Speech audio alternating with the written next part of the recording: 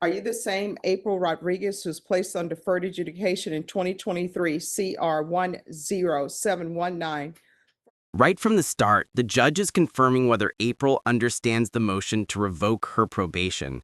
This is a critical step. Once she pleads true, the court can legally move straight towards sentencing.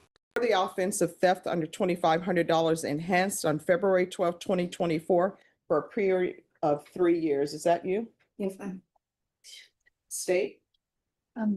In violation of condition number 2, on or about the 11th day of April 2024 in Bexar County, Texas, the defendant, April S. Rodriguez, did then and there illegally use a controlled substance, namely methamphetamine, in violation of condition number 2. How do you plead to that? True or not true? That's true. In Bexar County, Texas, the defendant, April S. Rodriguez, did then and there fail to report to the supervision officer as directed for the months of February, April, and May of 2025 in violation of condition number 4. How do you plead to that? True or not true? True. These violations, failed drug tests, missed check-ins, and skipped drug testing are exactly the kind of things judges take seriously. Notice how April keeps pleading true. That locks the facts in as admitted, leaving very little room for defense arguments later. And on or about the 10th day of October 2024 in Bexar County, Texas, the defendant, April S. Rodriguez, did then and there fail to submit to drug testing as directed by the supervision officer in violation of condition number 27. How do you plead to that? True or not true? We'll waive the rest, Your Honor. Any objections to the waivers? No, Your Honor. Did you understand by pleading true the violations 2, 4, and 27? Court could find it true, grant the motion, find you guilty, and sentence you up to 2 years in the state jail facility and up to a $10,000 fine? Knowing that, do you still wish to plead true to violations 2, 4, and 27? Well, do I have an option? Oh, you're going to plead not true, and then what will end up happening is we'll have a contested hearing. No, ma'am. So do you still wish to plead true to 2, 4, and 27? Yes, I do. Court will find 2, 4, and 27 true. Is there a proposed agreement? There is not, Your Honor. The state had originally recommended DDRF, but it doesn't seem as if the defendant would like it. So we're asking for revocation, given that there's nothing else that we can do. Here's the clash. The state wants revocation, basically sending her to jail, while the defense is fighting for more probation time with treatment. This is a classic courtroom tug-of-war between punishment and rehabilitation. What do you think works better in cases like this? Her. All right, and defense? Your Honor, we're asking for the court to extend her probation and to give her lifetime recovery as a condition for probation. And I call her as a witness to testify about what's been going on with these violations. Would the court like the court summary? Any objections to the court review and court summary? No objections, Judge.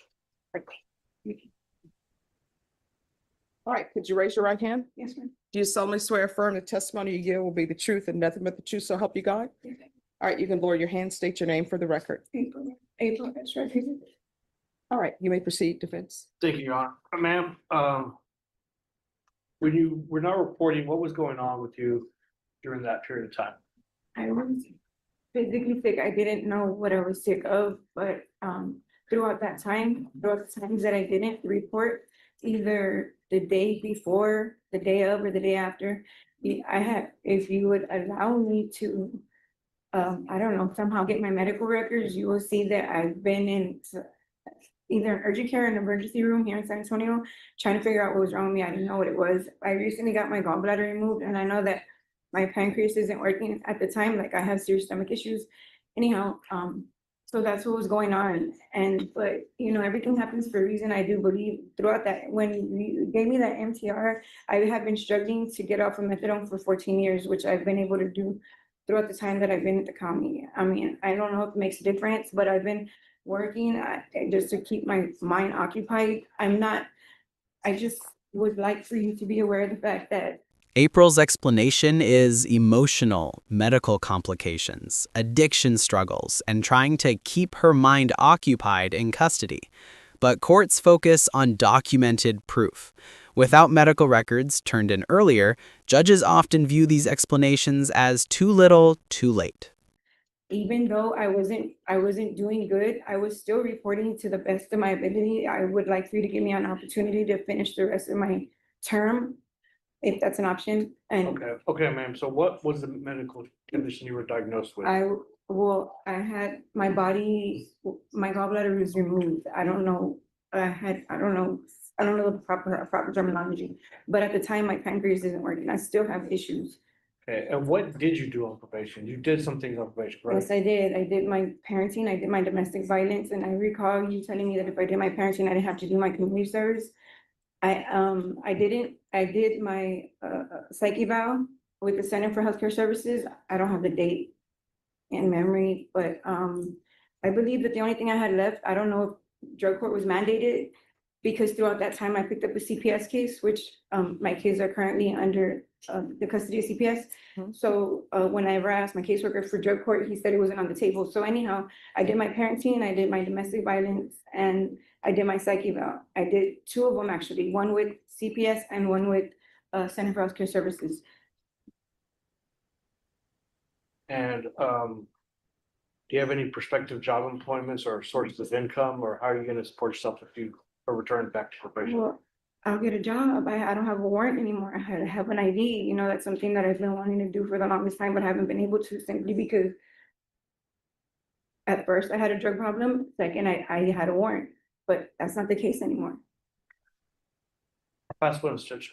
Just a few questions, Your Honor. Ms. Rodriguez, when did you realize you had this gallbladder issue that you needed to have it removed? Well, at first, I really don't recall the date, but I didn't know what it was. I just know that I was really sick and they couldn't find out what was wrong with me until I had like a serious episode and they like removed it the next day.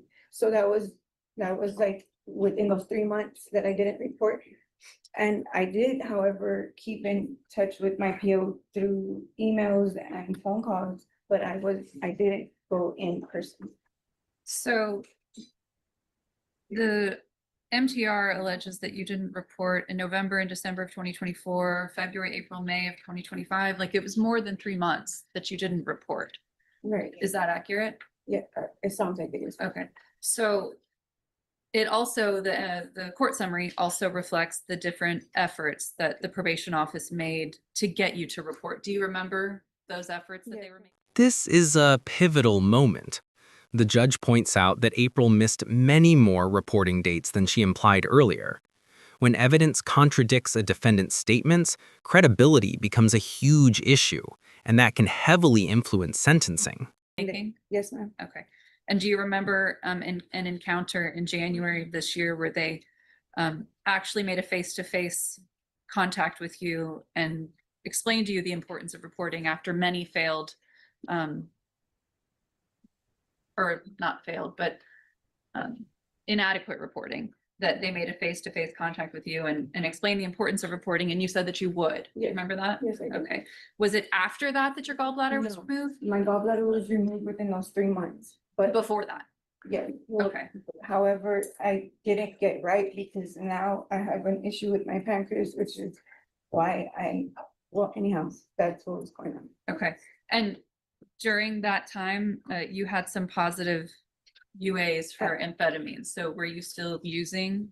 Those positive amphetamines was at first. I took the time that I was in the hospital, which was like consistent to be able to not, it was easier for me to stay off of drugs than to get off of drugs. I don't know if that makes sense, but when I got out of the hospital, I wasn't on them anymore. So I didn't ever go back. I was just trying to get my stomach issues situated. And so why did you refuse to go to DDRF when it was originally recommended? I don't, DDR, well, because at the time right now, I'm appealing an eviction. I only have like, I don't know, 6 days before I lose my home, and I have to the end of the month before my kids get adopted out. So I would really like to work on that. And I can go wherever you want me to go, if I could possibly save my home and try to get my kids back. Nothing further on. All right. Nothing further on. I have a question.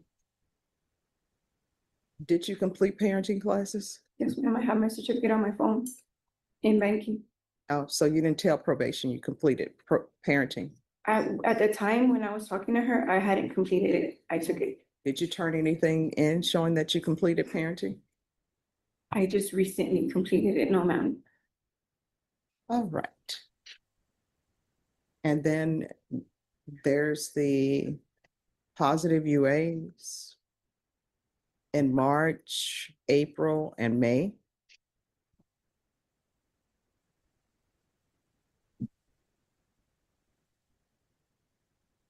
I just don't think you're a good candidate for probation. You know, I go by what's before me, and you've been on probation since 2024, and you haven't done anything. Probation, what is the recommendation? And there it is. The judge is done giving chances.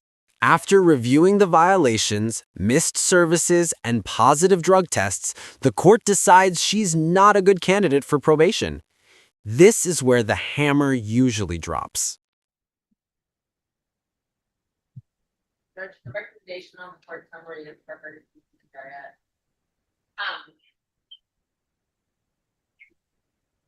I would like to point out that there were several instances where we tried to get Ms. Rodriguez to do the Center for Healthcare Services appointments.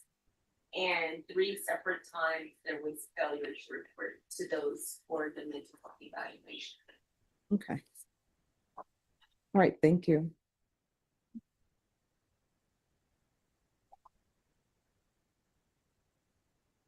All right, so Ms. Rodriguez, here's the thing.